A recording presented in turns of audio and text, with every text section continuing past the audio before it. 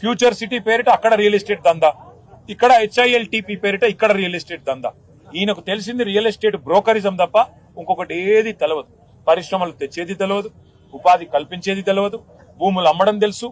ఇవాళ మన కూకట్పల్లి కుత్బుల్లాపూర్ లో హౌసింగ్ బోర్డు ల్యాండ్లు అమ్ముతా ఉన్నారు.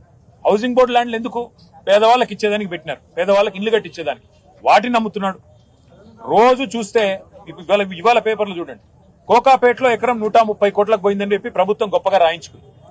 మరి 130 కోట్లు కోకాపేటలో ఎట్లుంటది? పక్కనే ఒక 15 కిలోమీటర్ల దూరంలో ఉండే జీడిమెట్ల షాపూర్ ప్రాంతంలో ₹1 ఎట్లుంటది ఎకరం?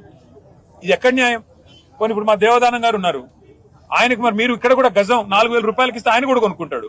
వాళ్ళ మొత్తం సంఘం కూడా మీరు ఇవ్వండి, ప్రభుత్వం ఒక ఎకరం మొత్తం యూనియన్కి ఇవ్వండి, 4,000 రూపాయలు గజం చొప్పున. మేము కావాలంటే చందాలేసి వాళ్ళకి మేము కూడా సాయం చేస్తాం. వాళ్ళకి ఇవ్వరు, కార్మిక సంఘాలకు ఇవ్వరు, పేద ప్రజలకు ఇవ్వరు. కానీ ఎవరికి ఇస్తారు?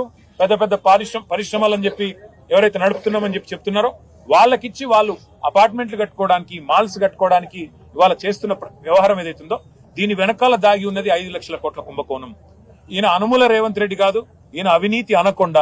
ఈయన అన్నదమ్ముళ్ళు, ఈయన చుట్టూ ఉండే కొంతమంది రియల్ ఎస్టేట్ మాఫియా, వాళ్ళందరూ కలిసి ఈ 9,300 ఎకరాల మీద కన్నేసి వాటిని కాజేయడానికి లక్షల కోట్ల రూపాయలు ఢిల్లీకి కప్పంగా కట్టడానికి, ఢిల్లీ పెద్దలకు పంపి పదవులు కాపాడుకోవడానికి మూటలు పంపి చేస్తున్న ఒక కుయుక్తి. దీన్ని బీఆర్ఎస్ అడ్డుకుంటుంది. ఇది కేవలం ప్రారంభం మాత్రమే. రేవంత్ రెడ్డి గారు అనుకుంటుండొచ్చు, ఒకరోజు వచ్చినారు పోయినారు, ఏం చేస్తారని. ఏం చేస్తామో చూపెడతాం.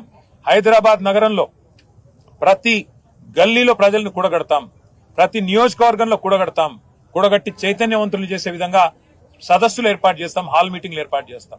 ఆ తర్వాత రౌండ్ టేబుల్ పెడతాం, అన్ని ప్రజా సంఘాలను కూడగలుపుతాం. అవసరమైతే న్యాయ పోరాటం కూడా చేస్తాము. ఏ పరిస్థితుల్లో కూడా దీన్ని వదిలిపెట్టు.